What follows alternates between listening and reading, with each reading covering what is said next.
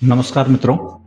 आज मैं आपसे बात करना चाहूँगा देश और दुनिया की, क्योंकि आप देख रहे हैं हमारा खास कार्यक्रम डीटीपी न्यूज़ और वंदे भारत चैनल के माध्यम से। आज पिछले 10 साल के आसपास से लगातार मैं काम कर रहा हूँ डीटीपी न्यूज़, वंदे भारत, और इससे पहले भी हमने जो है अपने कई एजेंसीज में काम किया हुआ है। अब यहाँ पर क्या है, एक बहुत बड़ा इशूज हमने देखने को मिला है। हर व्यक्ति को इसको संज्ञान में लेना चाहिए कि भारत की जनसंख्या से आगे चाइना की जनसंख्या ज़्यादा है, और जनसंख्या के हिसाब से वहाँ पर आप देखिए कि कितना अच्छे ढंग से, मतलब टेक्नोलॉजी के क्षेत्र में आज जो है हमसे बेहतरीन स्थिति में अगर कहीं देखा जाता है तो एग्जाम्पल है इसका चाइना। आखिर क्यों? भारत में आप ये समझ सकते हो कि भारत को अगर 1950, 60, 70 या 80, 85 में आपने पढ़ाई की है, जो लोग यहाँ से जुड़े थे, जिनका बॉर्न 47 से पहले है, तो वो लोग इसको बेहतर बता सकते हैं। और उन्हीं से मैंने कुछ शब्द चुने, क्योंकि जो पुराने लोग हैं कहीं ना कहीं उनको ये पता है, तो उनसे हमने जानकारी जुटाई। क्योंकि मित्रों, ऐसा है, जो हमने पढ़ाई की उसमें उन चीज़ों का कहीं भी ब्यौरा नहीं है। जो हमको पढ़ाया गया हम उस हिसाब से आगे काम करते गए। लेकिन भारत की जो स्थिति है, जब भारत आज़ाद हुआ था उससे पहले जो भारत की स्थिति थी, एक मजबूत स्थिति बोल सकते हैं। और भारत का जो करेंसी थी भारत सरकार की, आप देख सकते हैं कि पहले चांदी के सिक्के भी चलते थे, मेहर चलती थी जो कि सोने की होती थी, और उस टाइम हमारी जो आर्थिक अर्थव्यवस्था थी वो बहुत मजबूत अर्थव्यवस्था थी, ये बोल सकते हैं। और कहीं ना कहीं आपने भी पढ़ा होगा कि भारत एक सोने की चिड़िया, ये नाम आपने जरूर कहीं ना कहीं से सुना होगा कि भारत एक कृषि प्रधान देश और भारत एक सोने की चिड़िया। अब सवाल ये होता है कि ये तो हम लोगों ने सुना है, लेकिन इस पर हमने बहुत गहन शोध करने का प्रयास किया, काफ़ी सोच विचार किया इसमें, और जो एक्सपर्ट लोग हैं उनसे हमने बहुत कुछ राय मशवरा लिया, कि अपनी तरफ से हम कुछ नहीं बोल रहे। क्योंकि राजीव दीक्षित जी एक ऐसे शख्स थे जो स्वदेशी यानी भारत के लिए काम कर रहे थे, और उस मिशन के कहीं ना कहीं हम लोग भी हिस्सेदार थे, क्योंकि हम भी चाहते हैं कि भारत एक समृद्ध बने। हर व्यक्ति की जिम्मेदारी भी बनती है कि वो देश के लिए अच्छा सोच, अच्छा देश से प्रेम रखे। हर व्यक्ति की जिम्मेदारी है, और उसी का हिस्से कहीं ना कहीं हम लोग भी थोड़ा बने थे कि हम भी भाई कहीं ना कहीं जो चीज़ें हैं भारत के हित में, भारत के उत्पादन में वृद्धि, ये भारत इतना बड़ा भारत है। आज जब भारत स्वतंत्र हुआ था तो 32 से 34 करोड़ जनसंख्या वाला ये देश था, ठीक है। लेकिन आज जो स्थिति है, आप समझ सकते हो कि 1.5 अरब से ऊपर की जनसंख्या भारत की होने की जा रही है। आप सोच सकते हो ये, ठीक है। और यहाँ पर जो स्थितियां हो रही है, शिक्षा व्यवस्था से लेकर स्वास्थ्य व्यवस्था से लेकर रोजगार व्यवस्था, जैसे अमेरिका हो, इंग्लैंड हो, अदर कंट्री में क्या है, बहुत सारे जगह ऐसे कंट्रीज हैं जहाँ पर अगर पेरेंट्स यानी किसी के बच्चे जन्म लेते हैं, अगर उनकी लिए कोई दिक्कत परेशानी हो, तो वहाँ पर क्या है, सरकार भी उसमें हेल्प करती है। गवर्नमेंट के रूल है, शिक्षा के लिए हेल्प करती है। तो अगर कोई हेल्थ इश्यूज के साथ आ रहा है उसके लिए भी हेल्प करती है, यानी रिकवरी वहीं से लेती है उनकी आय में से, लेकिन पूरा सिस्टम पे काम करते हैं लोग, किसी को छोड़ते नहीं है। अब हमारा प्रश्न ये है कि हम भारत जो कि प्रजातंत्र लोकतंत्र पे आधारित है,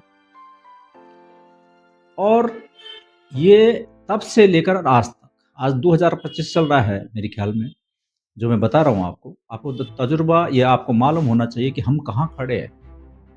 आज देश के अंदर धरना, प्रदर्शन हर समय कुछ न कुछ ऐसी घटनाएँ हैं और हम कहाँ जा रहे हैं? क्योंकि समय बहुत वक़्त की कीमत होती है मित्रों, वक़्त बहुत कीमती है क्योंकि जिसने वक़्त पे कुछ पा लिया क्योंकि वक़्त दोबारा लौट के नहीं आता। तो मुझे बड़ा इस क्योंकि मैं करियर मार्गदर्शन के रूप में लोगों को एक मोटिवेशनल के तौर पे भी और उनके न्यूमरोलॉजी मेथड से भी मैं काम करता हूँ, लेकिन समाज के अंदर अपनी एक नैतिक ज़िम्मेदारी भी समझता हूँ। इसमें हमारे के डी यादव सर हैं, आपके अशोक त्यागी जी सर हैं, कई लोग हमारे मार्गदर्शक हैं, जो समाज को एक जागरूकता अभियान दे रहे हैं। सुभाष शाह जी हैं, सुरेश पाल जी हैं और भी कई ऐसे वरिष्ठ लोग हैं जो कि समाज में हमेशा एक पॉजिटिव भावना की तरह लगे हुए हैं, कुछ न कुछ अच्छे काम। तो बात करें हम क्योंकि हर देश की जो कानून व्यवस्था है बहुत ही कठोर है, यानी कि आप कोई भी रूल आपने तोड़ा तो वहाँ पर आपके लिए पनिशमेंट है, यानी कोई छोटा बड़ा की बात ही नहीं है। हर व्यक्ति के लिए कानून व्यवस्था बहुत ठोस है। और भारत एक ऐसा देश है हमारे यहाँ पर जो कानून व्यवस्था इतना घटिया है, आप देख सकते हो कि एक छोटे से छोटा आदमी भी फर्जी तरीके से कोर्ट में जो है 10-10, 15-15 साल लग जाते हो उसको। अभी हाल ही में आपने देखा होगा कि 43 एज वाला व्यक्ति जिसको कि उम्र कैद सजा मिली थी और उसके बाद वो जो है 103 साल में रिहा हुआ, निर्दोष साबित हुआ। आप जरा सोच सकते हो कि उसकी लाइफ के साथ क्या है, आखिर कौन जिम्मेदार है? ऐसे अनगिनत मामले हैं। ऐसी एक और मामला बताता हूँ कि 1982 से लेकर के एक मामला और था जिसमें कि एक भूमि विवाद भूमि से कुछ आपसी विवाद, पारिवारिक विवाद में वो लोगों का एक तीसरी चौथी पीढ़ी चल रही, यानी वो अभी तक न्याय नहीं हो पाया उनके साथ, उनका बंटवारा ही नहीं हो पाया, उनका न्याय एक मतलब कहीं न कहीं ये चीज़ कैसे हो? क्योंकि मापदंड है ही नहीं भारत। कानून व्यवस्था एक ऐसी व्यवस्था है जो ठोस होनी बहुत ज़रूरी है। जब तक कानून व्यवस्था ठीक नहीं होगी तब तक कुछ नहीं बदलने वाला। पार्टी कोई भी हो, लोगों को गुमराह करने का प्रयास किया जा रहा है आज कि ये पार्टी ठीक नहीं कर रही है। राजनीति की बात कर रहा हूँ कि ये पार्टी ठीक नहीं है। अब इसमें पब्लिक कहीं न कहीं गुमराह मतलब एक जैसे बोलते हैं कठपुतली की तरह चल रहा है, पब्लिक के साथ हो रहा है, मज़ाक चल रहा है। और हमारी भोली-भाली जनता ऐसी है कि वो अपना कीमती वक़्त भी ऐसी रैलियों में, आंदोलनों में अपना समय खराब कर देती है। मेरा मानना ये है कि अगर आंदोलन ही करना है तो भारत के कानून व्यवस्था को बदलने के लिए आंदोलन होना चाहिए। क्योंकि चाहे वो छोटा हो, चाहे बड़ा हो, समान कानून लागू व्यवस्था होनी चाहिए। क्योंकि जिस तरह से कोई गलत करने से डरे, कोई रेप का मामला होता है वो छूट जाता है। आप ज़रा सोचिए इसको, किसी ने डकैती डाली, चोरी करी, उसको पता है ज़मानत हो जाएगी। किसी ने भूमि में कब्ज़ा कर दिया या फ्रॉड रजिस्ट्रियाँ कर दी तो उसको पता है कोर्ट से तो आ जाऊँगा छूट के। यानी हर व्यक्ति जो फ्रॉड लोग 420 लोग हैं, जो क्रिमिनल लोग हैं, उनको भी पता है कि लास्ट में हम कोर्ट में जाएँगे, छूट के आ जाएँगे क्योंकि हमारे कानून व्यवस्था ऐसी है। इसमें जो है तारीफ़ करनी पड़ेगी हमें सीएम योगी आदित्यनाथ की, जो कि ऑन द स्पॉट कई बार फैसला किया उन्होंने। ठीक है? नहीं तो मामले ऐसे ही लटके रहते हैं, ये हकीकत है। तो हम ये नहीं बोलते कि क्योंकि कानून की सम्मान करना चाहिए सबको, कानून को मानना चाहिए। ठीक है? यानी कोई व्यक्ति अगर गाड़ी लेके लाल बत्ती रेड लाइट क्रॉस कर रहा है तो उसका चालान होना चाहिए। हम इस पे ये नहीं बोलते कि वो नहीं होना चाहिए। लेकिन वहीं पे अगर कोई बड़ा व्यक्ति या कोई राजनीतिक पार्टी वाला या कोई दबाव वो ठीक-ठाक लेवल का व्यक्ति अगर कोई भी ट्रैफिक तोड़ता है, वो ईज़िली निकल जाता है। उल्टा वो जो है सामने ट्रैफिक वाला है, कोई पुलिस वाला है भाई, उसको भी धमका-डरा करके वो चला जाएगा। ये सच है। अगर एक नॉर्मल व्यक्ति थाना में अगर अपनी कंप्लेंट शिकायत लेके जाता है तो शायद उसकी कंप्लेंट ना लिखी जाए, और वहीं एक बड़े आदमी का फ़ोन आ जाता है, राजनीतिक किसी ऐसे ठीक-ठाक लेवल का फ़ोन आता है, तो उसके सारे काम फ़ोन पे ही हो जाते हैं। ये सच है दोस्तों।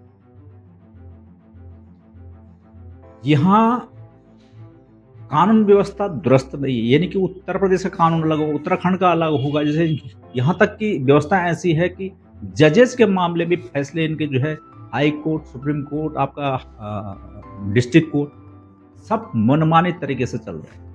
आप इस चीज़ को गौर करने का आपको प्रयास है, इसमें इसमें समझने का हर व्यक्ति को जानने का अधिकार है। और हमारे जो पढ़ाई है, जो हम पढ़ाई करते हैं, इसमें हमें कानून के बारे में एबीसीडी नहीं पता होती, नहीं पढ़ाया नहीं जाता कुछ भी। जबकि मैं मानता हूँ कम से कम थोड़ा बेसिक जानकारी तो होनी चाहिए, क्योंकि अगर क्राइम, भ्रष्टाचार और गलत चीज़ों को रोकना है तो भी, क्योंकि ये जीवन के हिस्से हैं सर, इसमें थोड़ा-सा हमें भी जानकारी, आम आदमी को भी जानकारी होनी चाहिए, बच्चों को जानकारी होनी चाहिए कि ड्रग्स की क्या सज़ा है, या आप गलत चीज़ें कर रहे हो तो इसका है, रेप कर रहे हो तो इसमें क्या सज़ा है, थोड़ा-सा बेसिक चीज़ें तो होनी चाहिए। तो शिक्षा व्यवस्था में भी हमारे सवाल हैं। बहुत शोध किया गया है इसमें, बहुत काफ़ी टाइम से मैं लगा हूँ। हमारी टीम जो है, कई जो भी हमारे साथ लोग हैं, इसमें हमारी बातचीत होती रहती है, तो ये हम ऐसे-ऐसे मामले देखते हैं, क्योंकि भारतीय प्रशासनिक सुधार एवं जन शिकायत परिषद के माध्यम से भी हमने ऐसे पाया कि लोगों की समस्याएँ इतनी हैं, अगर कोर्ट में जो केसेस हैं उनको सुनने के लिए जजेस कम हैं, फैसले देने के लिए जजेस कम हैं। ज़रा सोच सकते हो आप। कई बार कितने केस ऐसे हैं कि फ्रॉड है। यानी कि कहीं-कहीं मामले में ऐसा है कि ज़मीन का ओनर कोई और है, लेकिन उसके डुप्लीकेट कागज़ करके कोई और कब्ज़ा करके बैठा हुआ है, और जो ओरिजिनल आदमी है उसको अपना सत्यापन कराना पड़ रहा है कि मैं हूँ भाई। बड़ी समस्या देखने को मिल रही है पूरी भारत के अंदर। यानी कि मुझे लगता है कुछ अगर 50% लोग अगर एजुकेशन की तरफ भाग, तो 50% ही, मैं तो ये सीधे-सीधे ये बोलूँगा, तो क्राइम को पढ़ाई करते हैं शायद, क्योंकि भई आज आप देखिए साइबर ठगी, आपका डिजिटल अरेस्ट कहाँ से हो रहा है, कैसे हो रहा है? कानून व्यवस्था भारत की अगर कठोर होती, ठोस होती, तो मुझे नहीं लगता कि ये सब कर पाते। लेकिन ईज़िली हो रहा है, सब कुछ हो रहा है, ठीक है? और अधिवक्ता को भी मैं बोलूँगा कि क्योंकि वो भी लाचार हैं बेचारे, क्योंकि उनको पता है, भाई हम, जबकि हमें पता होता है अगर मैंने कोई क्राइम किया हुआ है, तो मुझे सबसे पहले मुझे पता होता है यार कि मैंने ये काम किया है, ठीक है? तो अभी भारत जब से आज़ाद हुआ तब से लेकर आज तक जो कानून व्यवस्था है, इसका पूरा सबने फ़ायदा उठाया है 100%। और किन लोगों ने फ़ायदा उठाया वो आप भली-भाँति परिचित होंगे। क्योंकि जिसके पास पद है, प्रतिष्ठा है, वो कुछ भी करे उसको पता है न्यायालय से कुछ नहीं होने वाला। उसको पता है लास्ट में जो न्यायालय में अगर कोई चीज़ जाती है तो न्यायालय से कुछ होने वाला नहीं है, ये चलता रहेगा। तो ये बहुत बड़ा प्रश्न चिन्ह है हमारे देश के साथ, समाज के साथ, एक आम जनमानस के साथ। मैं सरकार से भी एक वो करता हूँ कि अगर, क्योंकि हर व्यक्ति अगर जो जिसकी सैलरी डाउन है, चाहे जो अपना कार्य भी कर रहे हैं, अगर वो मंथली अगर उनका इनकम है, अरे टैक्स भरने की उनको टैक्स फ्री कीजिए आप। और जो जिनकी आमदनी ज़्यादा है, जो साल के जो 1 करोड़ से ऊपर टर्नओवर कर रहे हैं, भाई उन पे आप जो है टैक्स लगाइए। ये नहीं कहीं न कहीं उद्योगपति जितने भी हैं बड़े-बड़े, तो उनसे आप टैक्स ले सकते हो भाई, क्योंकि कहीं न कहीं उसका फ़ायदा मिलेगा सरकार। और आम आदमी जब तक जो है रीढ़ की हड्डी, जो कि भैया प्रजातंत्र है, लोकतंत्र है, इसको मजबूत करना बहुत ज़रूरी है। सरकार फ्री का कब तक देती रहेगी, ये भी प्रश्न है। क्योंकि आज जो है 80 करोड़ के आस-पास लोगों को फ्री का राशन वितरित किया गया है 2024-23 कोरोना काल, आप देख सकते हो इस चीज़ को। आप समझ सकते हो कि 1.5 अरब की जनसंख्या में 80 करोड़ भारतीयों को फ्री का राशन दिया गया। तो सवाल तो उठता है कहीं न कहीं मित्रों, आप समझ सकते हो कि हमारा देश जब 80 करोड़ लोग गरीबी रेखा के नीचे है, राशन फ्री का खा रहे हैं, ये देश आज कहाँ पे खड़ा है? प्रश्न ये उठता है। प्रश्न ये विचारणीय है। हमारी एजुकेशन, क्योंकि शिक्षा एक ऐसी चीज है, शिक्षा एक ऐसा सूत्र है जिसके द्वारा ही आदमी उन्नति करता है। तो हमारे तो शिक्षा व्यवस्था भी इस प्रकार की नहीं रही। मैं मानता हूँ, मेरा अपना मेथड है कि शिक्षा ऐसी होनी चाहिए जो स्वयं के लिए भी अच्छी हो और साथ में समाज के लिए भी बेहतरीन हो। वो है शिक्षा। अब एजुकेशन आपने लेके आप बेरोजगार घूम रहे हो। अब जिसने इतना अच्छी पढ़ाई कर रखी है वो ठेले तो लगाएगा, ये बड़ी समस्या हो जाती है। तो वो लोग फिर गलत ट्रैक पे चलते हैं। ऐसे मैंने बहुत एग्जाम्पल देखे हैं, जो कि अभी कई फ्रॉड मामलों में हमें जानकारी मिली, जो कि बहुत अच्छे इंजीनियर और वो ये हैकिंग का काम कर रहे हैं, उल्टे सीधे काम कर रहे हैं, नौकरी नहीं है, जॉब नहीं। सवाल ये होता है, इसके लिए दोषी कौन है? हमारा मानना ये है कि हमें नंबर एक, माता पिता से लेकर और सरकार से भी अपील करूंगा कि इस पूरे भारत के अंदर एक शिक्षा बोर्ड गठन हो, मतलब एक जैसी शिक्षा नीति गठन। इसका एग्जाम्पल मैं दूसरी तरफ से देना चाहूंगा कि भारत में जो आईएएस, सबसे लोक सेवा के द्वारा जो सबसे बड़ी परीक्षा है भारत की, वो लोक सेवा आयोग द्वारा गठित है। और उसमें निकलने वाले, जो पास होने वाले कैंडिडेट होते हैं, वो आईएएस बनते हैं। आप बड़े रैंक आईपीएस हो गया, आईएएस वहीं से निकलते हैं। आप ये सोच सकते हो इस चीज को दूसरी भाषा में, जब वहां वो प्रश्न पत्र दिया जाता है तो उसमें आप किस स्कूल से पढ़कर आए हो ये कहीं भी मेंशन नहीं है। यानी कोई भी व्यक्ति जो जो ग्रेजुएशन जिसने किया हुआ है किसी भी सब्जेक्ट में, वो व्यक्ति उसको उस एग्जाम को दे सकता है, उस एग्जाम को दे सकता है। तो मेरी समझ में ये नहीं आया कि जब लास्ट इतना बड़ा एग्जाम का पेपर होना है और उस पेपर में बकायदा कोई जिक्र ही नहीं है कि आपने हिंदी मीडियम से पढ़ा है या इंग्लिश मीडियम से पढ़ा है या आपने कौन से बोर्ड से पढ़ा है, उसमें कोई ऐसा भेदभाव नहीं है। तो फिर ये हमारे लिए, हमारे जो शिक्षा व्यवस्था है, इस तरह से क्यों बनाई गई? शिक्षा व्यवस्था को बेहतर कैसे बनाया जाए, ये भी एक डिसीजन करने वाली बात। मैं फिर बता रहा हूँ कि अगर सरकार चाहे तो इसको एक दूसरी लॉबी में, क्योंकि 80 करोड़ लोग तो भैया गरीबी रेखा के नीचे है, जिनको फ्री खाने की आदत पड़ गई। तो हमारा उद्देश्य ये होना चाहिए कि हमें शिक्षा ऐसी करनी चाहिए जो बेसिक शिक्षा अनिवार्य हो, और उसके बाद टेक्निकल शिक्षा, यानी कि अगर उदाहरण के लिए किसी को आईएएस पीसीएस बना, वो उस लाइन में जाए, कोई दिक्कत नहीं।